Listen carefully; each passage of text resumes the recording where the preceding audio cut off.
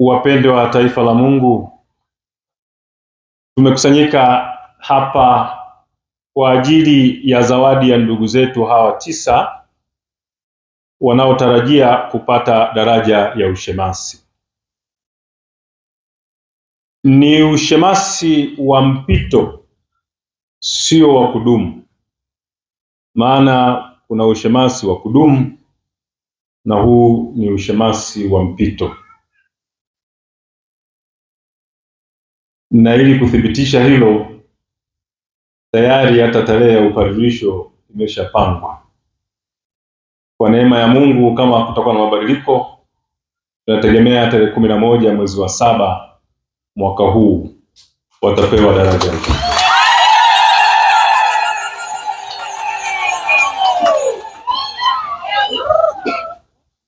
Watu wengine wanaweza wakakwazika wakasema, sasa naona tarehe ya upadirisho imepangwa, hata ushemasi wenyewe haujeshi. Yote tunajikabidhi mikononi mwa Mwenyezi Mungu, yeye anawezesha yote. Ndugu zangu, daraja hii ya ushemasi ni kwa ajili ya kanisa mahalia la Tabora na kanisa la ulimwengu. Vijana wetu hawa mashemasi wateule watakuwa ni zawadi ya kanisa mahalia la Tabora na kanisa la ulimwengu. Tumpigie makofi kumshukuru Mungu na tukiwashukuru wao.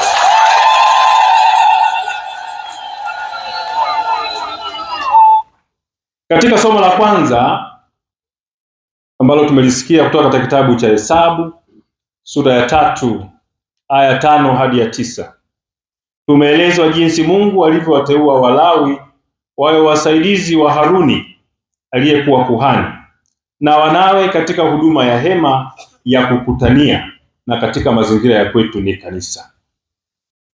Na uteuzi huu wa hao wahudumu waliotajwa unafanana kabisa na uteuzi na uwekwa wakfu wa washemasi wa daraja ya ushemasi katika mazingira ya kwetu sasa. Wakati ule wa Agano la Kale walikuwa pia na madaraja matatu kama ambavyo tumehubiriwa vizuri jana. Daraja la 3 hao wahudumu wa madhabahuni, na daraja la pili ni la makuhani, na daraja la 3 walikuwa ni makuhani wakuu. Hapo tayari unaona ule mfanano wa hao wa daraja la kati, makuhani wakimaanisha mapadre, na makuhani wakuu ambao ni maaskofu. Hawa wahudumu wa wakati ule na sisi leo hawa mashemasi ambao pia ni wahudumu vile vile, walichaguliwa ili kulinda na kutunza matakatifu ya Mungu, na ndio kazi watakayoifanya hapa. Na hawakuchaguliwa kwa sababu ya umaarufu wao, bali kwa vigezo vya Mungu. Mungu ametuteua na kutuchagua sisi sote, kila mmoja kwa nafasi yake aliyonayo, akitumia vigezo viwili vikuu. Kigezo cha kwanza ni upendo mtimilifu wa Mwenyezi Mungu, na kigezo cha pili ni huruma yake isiyokuwa na kikomo. Tunasoma Zaburi ya 130, tunasikia maneno hayo yanayotutia moyo: kama Bwana angehesabu maovu yetu, nani angesimama? Lakini kwake kuna huruma na msamaha. Ndugu zangu, huo ndio msingi wa wito wowote wa kweli, kwamba Mungu hachagui wakamilifu, anawakamilisha anaowachagua. Mungu hachagui wakamilifu, anawakamilisha aliyowachagua, wakijikabidhi kwake, wakijiweka tayari, wakimpa Mungu ushirikiano. Katika somo la pili kutoka katika kitabu cha Matendo ya Mitume sura ya 10 aya 37 hadi 43, Petro anasimulia waziwazi habari za Yesu, maisha yake yalivyokuwa mema, lakini pia mateso, kifo na ufufuko wake. Petro na wenzake mitume hawa ni mashahidi, wanashuhudia yale walioyaona, ndio hayo wanayoyasimulia. Na huu ni mwaliko kwetu sote, wapendwa mashemasi wateule, nanyi ndugu zangu, sote tuliopo hapa tunaitwa kuyafanya mapenzi ya Mungu na sio mapenzi yetu. Kwa maana imani inapaswa kujionyesha kwa maneno na matendo. Yesu mwenyewe alijitoa hadi kufa, na anatuambia wazi wazi kwa yeyote anayetaka kumtumikia lazima amfuate hata katika njia ya msalaba. Injili ya leo imeeleza wazi, japo nitaeleza zaidi baada ya hapa, lakini vile vile tunapata mawazo haya katika waraka wa kwanza wa Yohane kwa watu wote, sura ya 2 aya 15 hadi ya 17, ambapo anasema tusiyapende ya dunia, tusikubali kumezwa na mambo ya kidunia, wala tusiwe na kiburi au jeuri ya uzima ya kutaka tufanye yale yote kama tunavyotaka sisi, lakini tujue kwamba uzima huu tumeazimwa na Mwenyezi na tuutumie kwa kadiri ya mapenzi yake, na hapo ndio tutapata maana ya maisha, kwa sababu tutakuwa na furaha ya kweli. Tumsifu Yesu Kristo. Katika somo la 3, yani somo la Injili, kama tulivyosikia, ni Injili tumechukua sehemu ya Injili fupi sana. Ni Injili ya Yohane sura ya 12 aya 24 hadi ya 26. Mazingira ya somo: ilikuwa ni wakati wa Pasaka na kulikuwa na ujenzi mkubwa wa ulimwengu mzima wa wakati huo pale Yerusalemu. Hapo wakaja Wagiriki kutoka Athens kumwona Yesu. Kwanza walimuona Filipo ambaye alitambua na alielewa lugha yao, naye Filipo alimuona Andrea. Kwa kifupi, Athens ulikuwa ni mji mkubwa, ulikuwa katikati na kitivo cha falsafa katika nchi ya Ugiriki. Kupitia Filipo, hawa Wagiriki walitaka kujua juu ya kifo cha Yesu, kama tunavyosoma katika Injili hii ya Yohane sura ya 12 aya 21. Hatujui kwa hakika hawa Wagiriki walichokisema, lakini kutokana na jibu la Yesu tunaweza kubashiri. Inaonekana wanaweza kuwa waliuliza, sisi ni wawakilishi wa hekima na hatujawahi kuua mtu yeyote mwenye hekima kama wewe, yani hekima kama Yesu, isipokuwa Sokrates tu, ambaye tunajua kwa nini tulifanya hivyo. Kwa wale waliosoma falsafa watanielewa vizuri sana. Iwapo utabaki hapa Yerusalemu utachinjwa. Kwa nini usije kwetu Athens kuokoa maisha yako?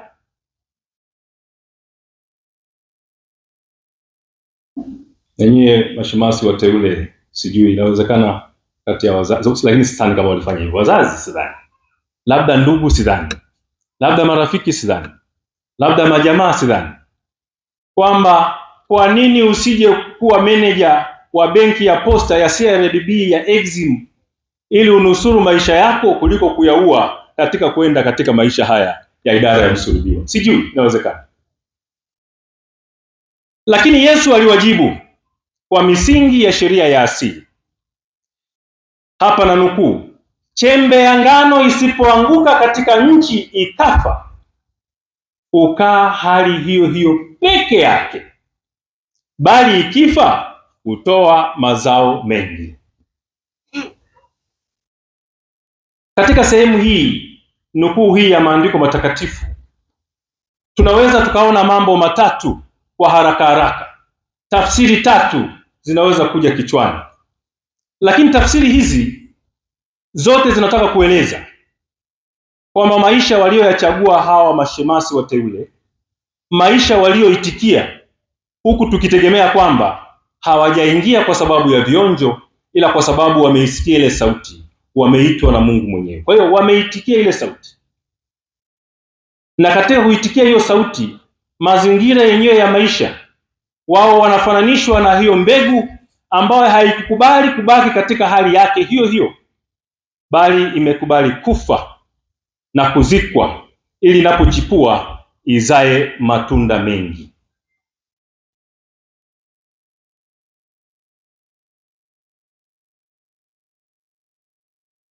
Tafsiri hizo tatu zinaonekana katika mambo haya matatu nitakayoeleza. La kwanza, kitendo cha mtu kukubali kuzika haki zake za msingi zitumike kwa ajili ya Mungu, kama hawa mashemasi wateule,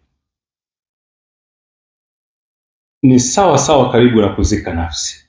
Haki hizo ni zipi? Haki ya ndoa.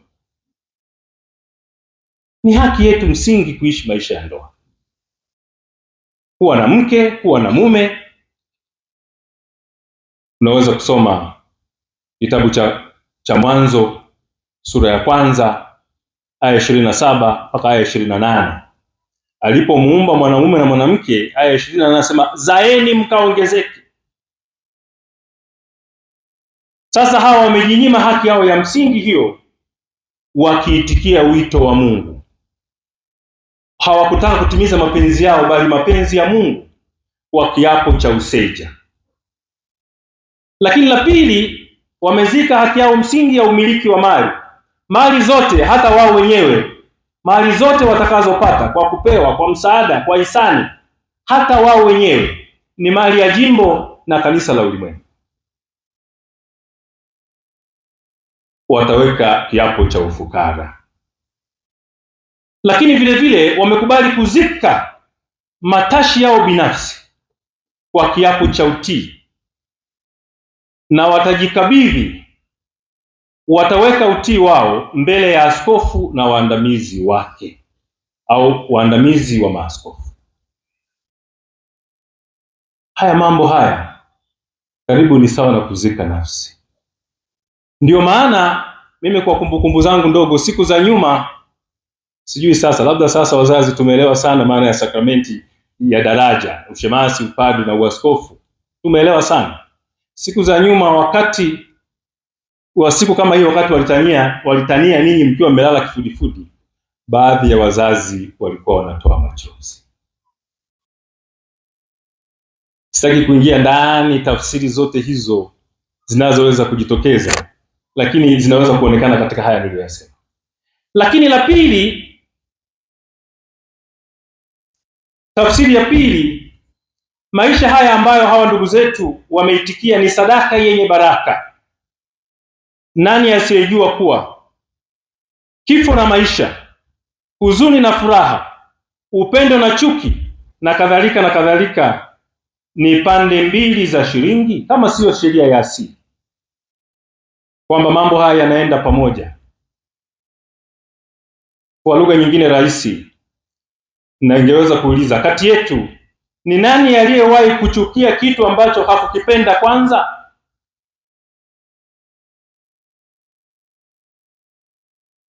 Kwa hiyo anajua haya yote, hata haya niliyoyataja katika namba 1, tunaweza kuwa tuliyapenda sana. Lakini sasa kwa mtazamo na macho ya kibinadamu, tunaweza kutoa tafsiri ya chuki kwa hayo kwa sababu ya upendo mtimilifu wa kumfuasa Mungu anayetuita, huku tukikumbuka kwamba anayejipenda mno kwa kweli atashindwa masharti ya ufuasi.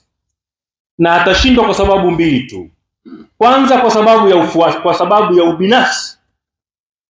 Lakini sababu nyingine itakayomfanya ashindwe masharti haya ni kwa sababu atapenda kujilimbikizia na kujiwekea mali na yote ya kidunia kama bima yake, kama usalama wake wa maisha ya hapa duniani, pasipo kukumbuka kwamba maisha yetu ya hapa duniani ni mafupi.